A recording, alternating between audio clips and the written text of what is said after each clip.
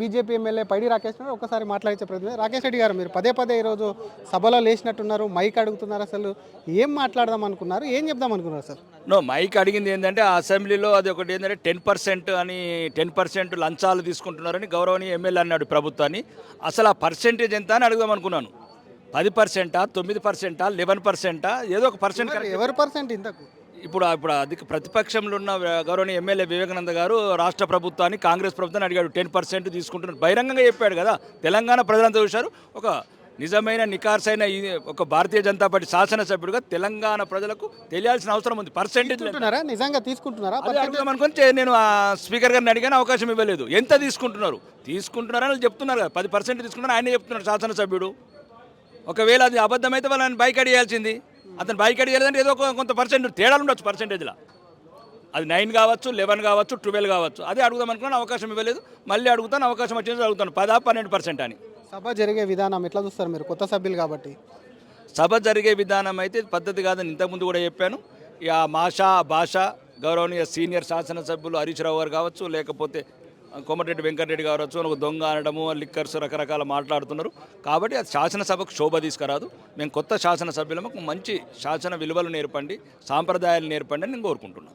మరొక పక్క ఈరోజు ప్రవేశపెట్టినటువంటి బిల్లుకు సంబంధించి ఏం చెప్తారు అసలు? ఇది దీంతో పేదలకు కానీ నిజంగా లబ్ధిదారులకు ఏమన్నా మేలు జరుగుతుందంటారా ఈ బిల్లుతో? అది కాంగ్రెస్ వాళ్ళకి మాత్రం ఇంతకు ముందు ఉన్నదేమో టీఆర్ఎస్ వాళ్ళకి లబ్ధి జరిగింది మొత్తము ధరణి వల్ల.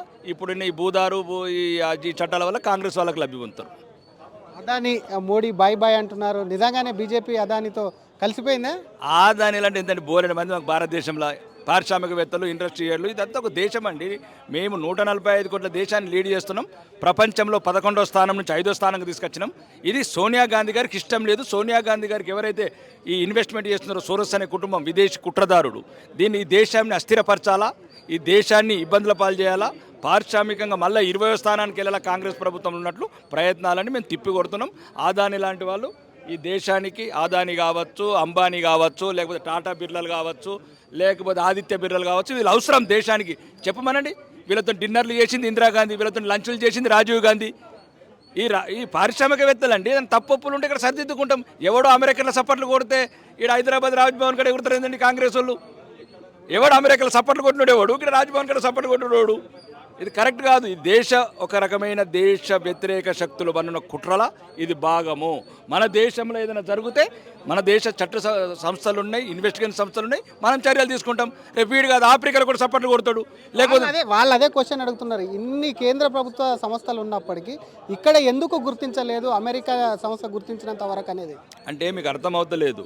ఇక్కడ సంస్థలన్నీ పటిష్టంగా ఉన్నాయి, నిజాయితీగా ఉన్నాయి, నిర్భయంగా ఉన్నాయి. ఇట్లాంటి తప్పుడు కథనాలు చేసే భారతీయ ఏజెన్సీ వ్యవస్థకు లేదు. కాబట్టి ఈ దేశాన్ని అస్థిరపరిచిన కుట్రల, ఈ దేశాన్ని ముందుకు తీసుకోకుండా ఈ సోనియా గాంధీ, ఆమెకు గాంధీ కుటుంబానికి కావచ్చు, ఆ సోరస్ లాంటి వాళ్ళు ఎవరైతే ఇన్వెస్టర్స్ ఉన్నారో వాళ్ళు పడిన కుట్రలో భాగం మీద.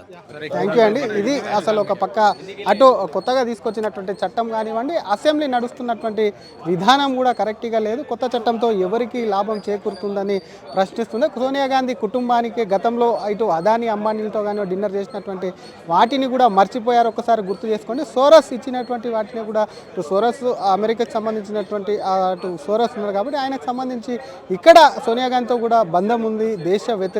దేశాన్ని విచ్ఛిన్నం చేయాలని దేశ వ్యతిరేక శక్తులు కూడా కుట్ర పన్నుతున్నాయంటూ కూడా అటు ఎమ్మెల్యే పైడి రాకేష్ రెడ్డి ఫైర్ అవుతున్నారు. కెమెరామెన్ కోటితో శ్రీధర్, RTV, హైదరాబాద్. మరిన్ని వీడియోస్ కోసం ఛానల్ ని సబ్స్క్రైబ్ చేయండి. లేటెస్ట్ అప్డేట్స్ కోసం వాట్సాప్ ఛానల్ ని ఫాలో అవ్వండి. ఆ లింక్ డిస్క్రిప్షన్ లో ఉంది.